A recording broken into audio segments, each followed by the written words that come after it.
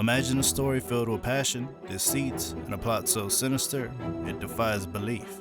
Yes, that's right. Today, we're going to delve into the dark and perplexing case of Sarah Buzzard, an Indiana woman whose shocking actions in 2015 sent shockwaves through Ohio. A four-way relationship led to murder, but who was truly involved? Can we trust her words? Or are they merely calculated moves in a deadly game of control? Keep watching till the end to find out.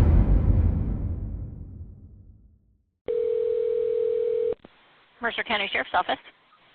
Yes, I may be just totally off my rocker, but I was just out walking my dog, and I came across some bones that look to me to be human. Maybe they're not, but I was wondering if I could send those pictures to you or email them to you.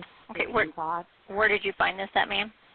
Right on Coldwater Creek. I was over walking my... On the afternoon of January 5th, 2016, a lady walking her dog close to Coldwater Creek in Warren County, Ohio, saw what she initially believed to be human bones. She called 911 to report the discovery, expecting it to be animal bones. The remains were gathered by the Warren County Sheriff's Department, and it was later determined that they were indeed human. Police struggled to identify the deceased due to missing the head, arms, and feet. Saw marks on the bones were discovered by the medical examiner, suggesting that the body had been dismembered. Although DNA samples were retrieved, no match was found. They also examined the isotopes in the bone to try to narrow down a location of the unidentified victim before their murder. The case stayed cold for 4 years before the victim was identified as Ryan Zimmerman, who went missing shortly after telling his family that he was moving to Columbus.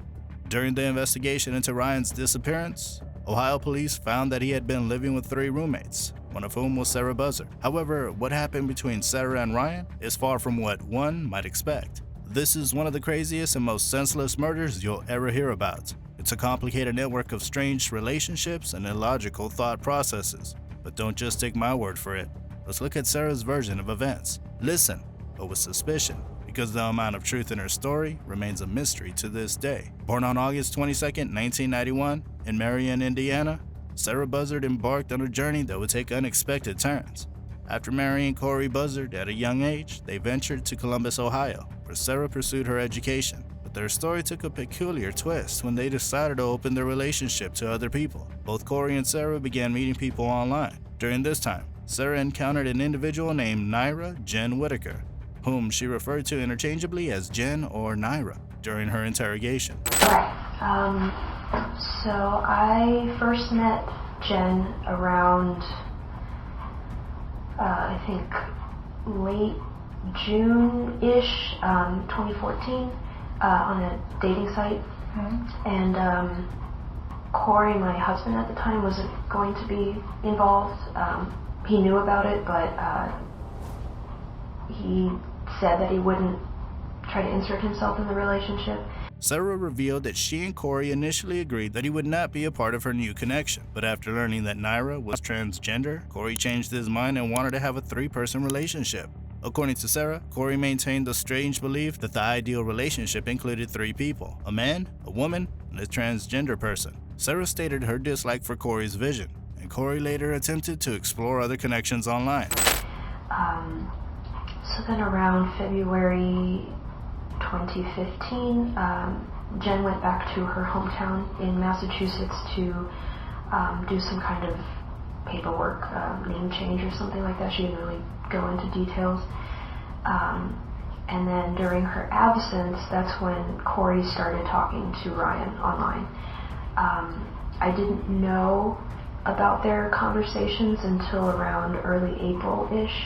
Following Naira's departure, Corey connected with Ryan Zimmerman on Craigslist. Ryan, originally from Mississippi, was kind-hearted and had recently spent time in Corbin, Kentucky. Upon forensic analysis, Ryan showed an interest in transitioning, but had not yet embraced living as a woman. Investigators found Ryan exploring hormone therapy and voice training while going through his online activities. Corey saw this as an opportunity to manifest his ideal relationship, but Sarah rejected it.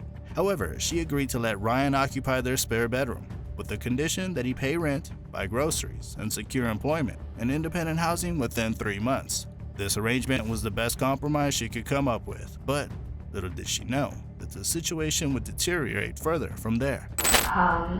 So I talked to Ryan online once, and I did not like him. He was extremely subservient to the point where I found it extremely annoying. Like I was asking him, what are your hobbies? What do you like to do? And he said, I like to draw. And I told him, I have a degree in that. I'd love to help you. According to Sarah, she described Ryan as too subservient, although it appears that she actually meant he was struggling with self-disgust. In mid-May 2015, Naira returned to Columbus, and by early July, she had moved in with Sarah and Corey. Although the married couple continued to share a bedroom and an office, Ryan got the spare room. Ryan came at the end of July and moved into the extra room. It seemed that Corey and Ryan developed a relationship, while Sarah and Naira pursued their own connection. Sarah informed investigators that Ryan paid rent and bought his own groceries, but she didn't have much interaction with him. On the other hand, Naira didn't hide her dislike for Ryan. Naira did not like him, Jen, she did not like him at all from the beginning. She would make comments like he was a disgusting person, the world would be better off without him. She just absolutely loathed him, mostly because of his personality, but also because he would eavesdrop at the time. Sarah and Naira's lack of empathy for Ryan is very disheartening. Although Ryan's behavior was bothersome, it is cruel to suggest that the world would be better off without him, especially given his underlying self-esteem issues. Furthermore, it seemed that Corey's interest in Ryan had also decreased. On September 25th, Corey informed Sarah that he was picking up a woman from Athens, Ohio, and they planned to spend the weekend at a hotel in downtown Columbus. As he was no longer interested in Ryan, Corey expressed frustration with Ryan's failure to secure employment and instructed him to move out before Corey's return. Sarah disclosed that Naira had already been discussing the idea of killing Ryan. On the morning of the 26th,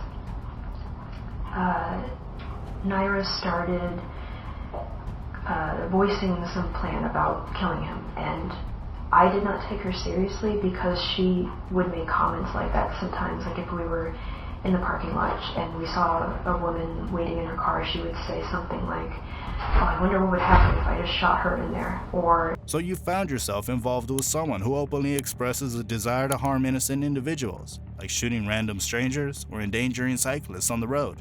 That certainly raises some red flags. Naira, according to Sarah, was actively planning to murder Ryan. She'd gathered saws, rags, and chemicals like bleach and vinegar to make deadly gas. Despite Sarah's claim that she was attempting to persuade Naira out of it, her attempts appeared to be ineffective.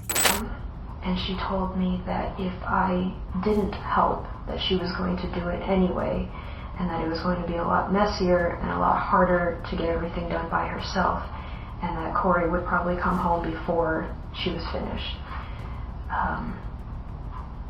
So she said that she would just give me a small role to play, but she would do most of the heavy work. Why didn't you intervene to prevent a murder? Because I loved her. It raises the question, when should love be reconsidered? Planning a murder seems like a breaking point.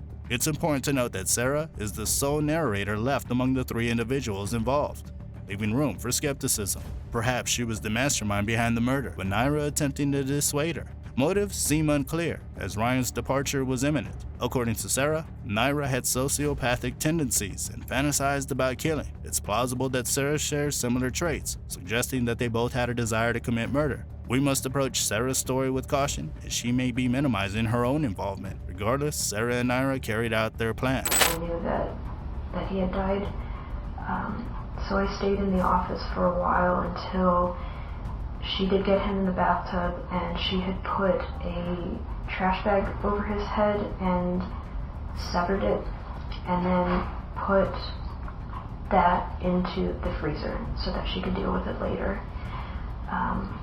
And she started using the hand saw. After poisoning Ryan with gas, Sarah claimed that Naira secured his breathing with duct tape in case he was still alive. Naira then requested Sarah's help in moving the body to the bathroom, but Sarah refused. Avoiding seeing his face, allegedly, Naira placed Ryan's body in the bathtub herself, covering his head with a garbage bag. She proceeded to dismember him, severing his head, hands, and feet, storing them in the freezer. Sarah reluctantly joined in the dismemberment, aiming to further divide the body, but time constraints prevented it. They packed the body parts, tools, rags, and gloves into a black plastic tote. Naira quickly cleaned the bathroom, planning a more thorough cleanup after disposing of the body. Initially intending to drive the tote in Ryan's car to Illinois for disposal, their plan was disrupted when the car failed to start after refueling. Unable to fix it, they had it towed back to their apartment complex, where they transferred the tote to Sarah's Toyota Corolla and began their journey. Once it got dark, Naira would randomly pick exits for me to turn off on, and we would drive around trying to find dumpsters that were open and unsupervised, and we would throw one of the bags in it and then get back on the highway and keep going. Sure. So we did that until we just had the torso left.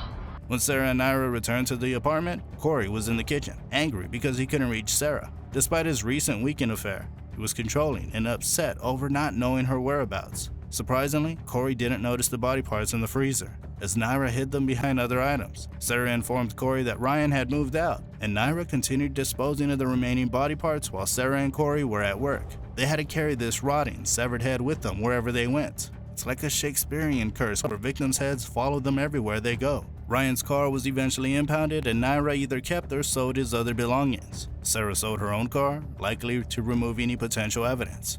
Corey started dating another woman and moved in with her, while Sarah and Naira found a new place in Marion, Indiana. They believed they were in the clear until 2020, when investigators connected the missing persons report with the unidentified remains.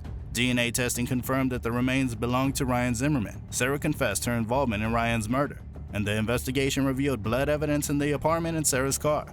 On August 25, 2021, Sarah was arrested, while Naira pulled a gun out of a bag and shot herself in the head when approached by law enforcement, and was pronounced dead at the scene. We made a suicide pact that should something go wrong or we get discovered, that she was going to shoot me first and then kill herself, because she said she would rather die than spend her life in prison, especially since at the time she was still anatomically male. So she said that she would probably have to go to the male prison, and that was a death sentence in itself, because she... Sarah, the sole remaining suspect, faced a total of 18 criminal charges, including 2 counts of murder, 4 counts of evidence tampering, felony abuse of a corpse, and felony assault. The prosecutor sought the death penalty, but Sarah avoided it by accepting a plea deal. Initially, she blamed Ryan for causing trouble in her relationship with Corey, claiming she had unintentionally caused his death during a violent confrontation. Later, her story changed, admitting to intentionally strangling Ryan with Naira's help in dismembering and disposing of the body.